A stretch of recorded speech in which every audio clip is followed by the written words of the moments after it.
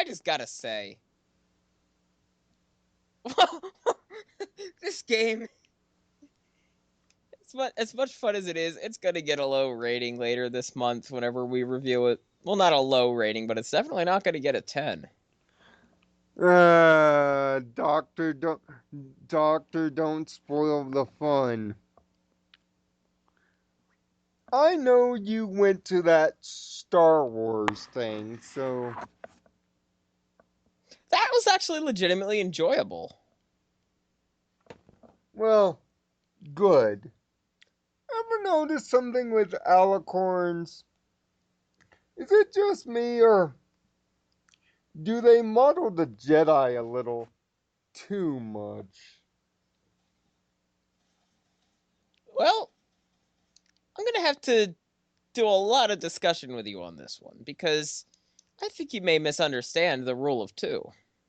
I may, but seeing that this is Sparks of Thought, at least let me compound my theory before you tear it asunder with your lightsaber of, I guess, truth, rather. And, by the way, John Cena mini nukes for the win. There's a new one that's fucking Thomas the Train. Woo woo! Do do do do do do do. My favorite is this one. It's like smoke, smoke, smoke weed every day. But welcome, my loyal subjects, to another edition of Sparks of Thought. I am your alicorn of inspiration, Nirvana Sparkle, alongside my partner in crime, the keeper of the Boston wasteland, Dr. Spartan. That's Dr. Sartaj, if you're inebriated. Now, I am not a Star Wars fan. In fact, I'll be the first to say it, My Little Ponies. And yes, I did say My Little Ponies. I hate Star Wars. I despise it. I think it is overly complicated, overly written, not too much character driven, and if not for the lightsabers, would not have a dose of cool in it. I'd have to disagree with the character thing in the new one. But there is one thing that caught my attention that has to do with our lovely world of Equestria, and that is the idea that Jedi's and alicorns seem to take on the same task of finding apprentices.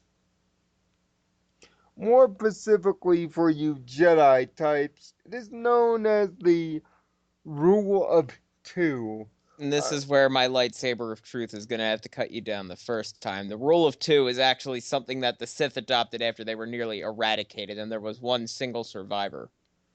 yes.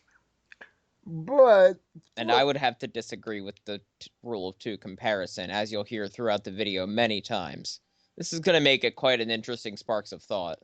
but as the rule generally goes, a Jedi after becoming master takes up an apprentice, and if you're a evil pony, you end up killing the master. If you're not an evil pony, the good master goes to the spiritual void, and thus the cycle repeats. But that's not also not a constant.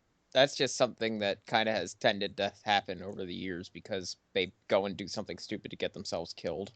Now, now, of course, now, of course, the big thing here is is sometimes, in the case of, let's say, Darth Vader and Starkiller and his clone, alongside other Jedi, we seem to always go in sets of three, in a weird way.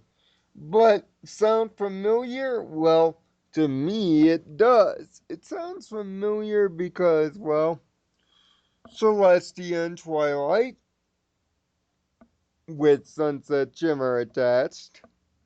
my lovely wife with both Sunset and the new one, Starlight Glimmer. There seems to be a little bit of things coming in threes, circa the Jedi. And before I go way in over my head, let me explain what ascending to Alcorn State actually is. Ascending to Alcorn State is one's further deeper spiritual understanding of one's cutie mark talent. When one ascends past their mere understanding of the talent for themselves and has a general worldview upon it, becoming one of the universe, not of the world. Think of it as ascending to Nirvana in the Buddhist faith. Where the world too applies, it always seems when a new alicorn is born, it always seems to have a teacher underneath it at some point. For Celestia and Luna, it was Starswirl the Bearded and their mother and father, although we don't know much about their mother and father.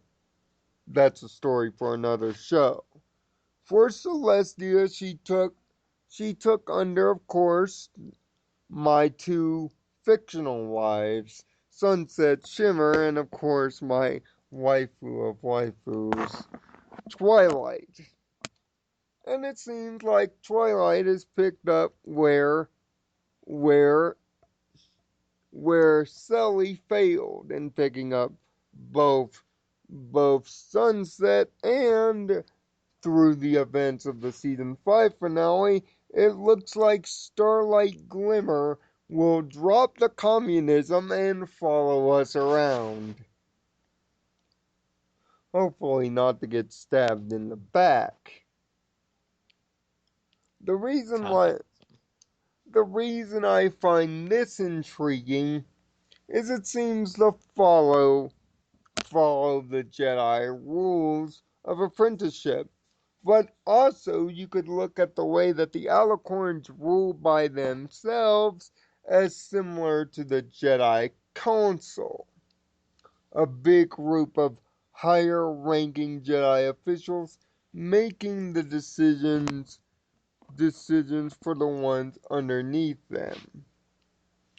So you could say that Celestia's Yoda, Luna's Mace Windu, do Cadence would be Qui-Gon Jinn, and then of course Twilight would be your Obi-Wan Kenobi. But of course, you might be saying, well, okay, if that's the case, then why doesn't Luna have an apprentice yet? Good thought. Well, there are quite a few candidates, really. You could go, of course, with Trixie, everybody's natural choice for that apprenticeship. Or you could even go Princess Skyla, seeing that her being with her mother would be kind of a pseudo conflict of interest. Oh, in the interest of full disclosure, why do you disagree with the theory, Doctor? I mean, where's the Well, I'm hole? not saying that I disagree with the theory as a whole. It's just I think you just misunderstand what the rule of two technically is. The rule of two only describes the Sith Yes, system. but obviously it has been adopted by the good side too.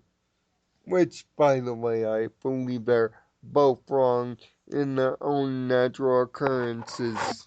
Yeah, see, I don't really think it's purposefully been adopted. They just don't really have much of a choice because, I mean, pretty much everybody was kind of killed.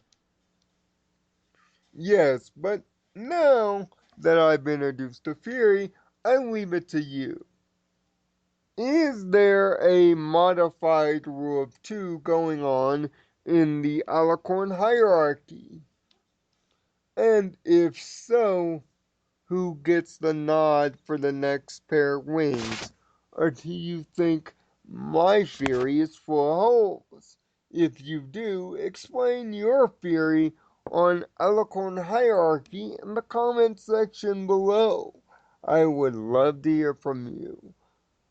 Until the next Sparks of Thought, where we're gonna get interesting because we're gonna try to see the future, fellas.